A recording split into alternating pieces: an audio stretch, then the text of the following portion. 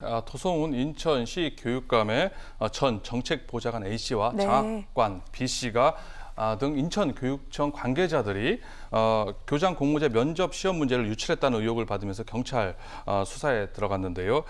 시교육청 감사관실이 올 초에 공익 신고를 받았다고 합니다. 이 조사를 하고 나서 인천 남동 경찰서에 수사 의뢰를 한 상황인데요. 이들 정책보좌관 A씨와 장학관 B씨는 모두 전교조 인천 지부 네. 출신이라고 합니다.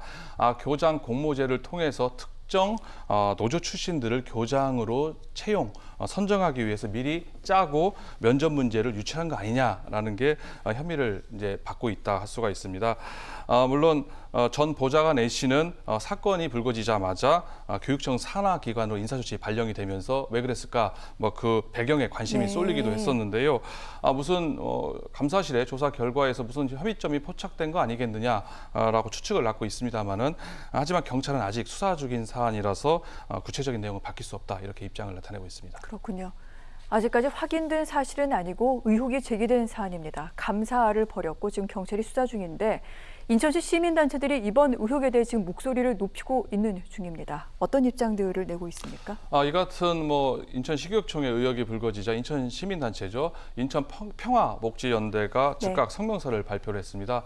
인천 선출직 제1대, 2대 교육감이 진보, 보수 할 것 없이 모두 뇌물수수 혐의로 구속이 된 적이 있거든요. 만약 이번에 또 비리가 사실로 밝혀진다고 하면은 또다시 인천시가 비리교육청이라는 오명, 인천 시민들이 실망을 안을까 우려스럽다. 도 교육감은 이번에 제기된 의혹에 대해서 명명백백하게 해명을 하고 또 경찰 역시 철저하게 수사를 해야 된다고 촉구를 하고 나섰습니다. 대표적인 교원단체죠. 인천교원 총연합회 역시 즉각 최근 입장문을 냈는데요.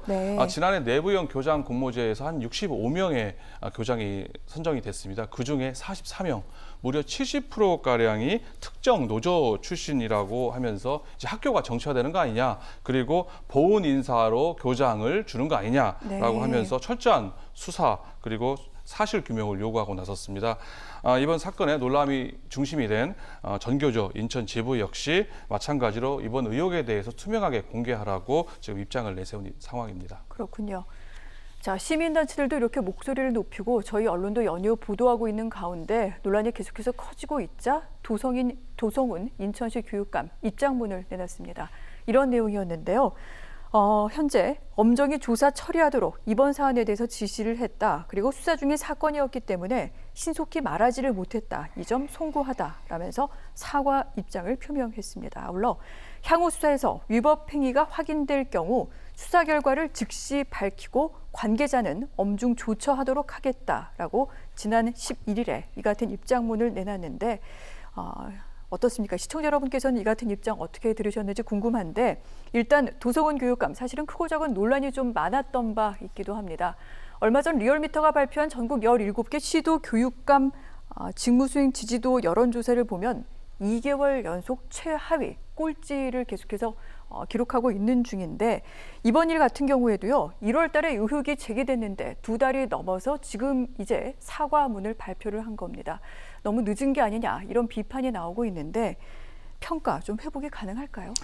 앞서 도 교육감의 입장문 내용을 봤었는데요. 이번 교장 공모제의 비리가 수면 위로 떠오른 지 거의 일주일 만에 지금 사과를 한 상황입니다. 입장 발표가 상당히 늦었다라고 볼 수가 있는데요.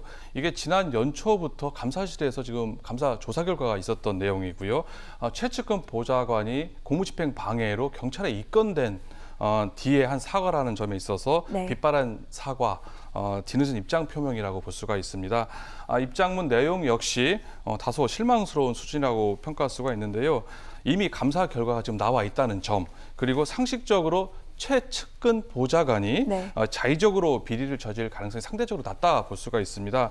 전 보좌관의 단독 범행일 수도 있는데요. 그렇다 하면은 도교육감이 결백하다고 하면은 적극적으로 사전에 감사실의 조사 결과를 얘기를 하거나 아니면은 전 보좌관의 비리 행위가 이렇다 저렇다 하고 구체적으로 설명하고 자신은 결백하다라고 조금 더 구체적으로 자신과 무관하다는 것을 해명하는 입장문이었다 했어야 되는데 그렇지 못했다는 점이 아쉬운 대목이라 할 수가 있을 것 같고요.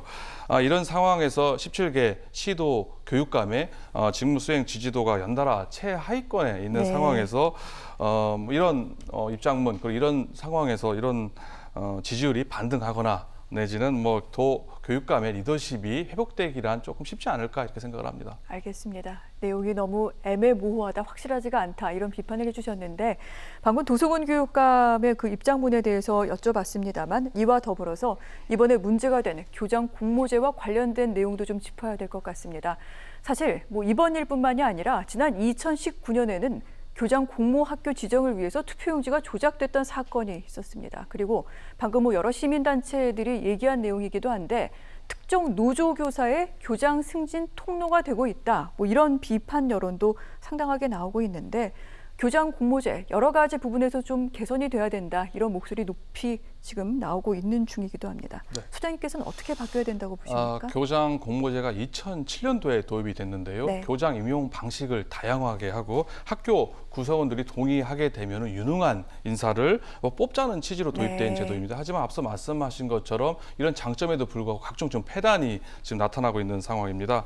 인천교총에서는 만약에 이번 문제 유출이 사실로 밝혀질 경우에는 교장 공모제 자체를 폐지해야 된다고 좀 강력하게 네. 주장을 하고 있는 상황입니다. 폐지까지는 아니더라 하더라도 일부 제도 개선, 수정이 불가피하다 볼 수가 있을 것 같은데요. 현행 교장 공모제는 교장 자격이 없어도 15년 이상 교사를 한 경력만 있으면은 교장이 될 수가 있는 상황입니다. 지원 자격 어느 정도 강화해야 되지 않나. 적어도 교감 자격이라든지 전문직 자격증이 있는 네. 분에 한해서 지원할 수 있는 지원 자격을 해야 되지 않나 생각이 들고요. 다만 최근 전국 시도 교육감이 협의회에서 제안한 교육부에 제안을 했는데요. 보직형 교감 공모제 같은 것은 도입하는 데는 앞서 이런 교장 공모제도 제대로 안착이 되지 않은 상황에서 네. 교감까지 보직형 교감 공모제를 도입하는 것은 신중을 기해야 되지 않나 이렇게 생각을 합니다.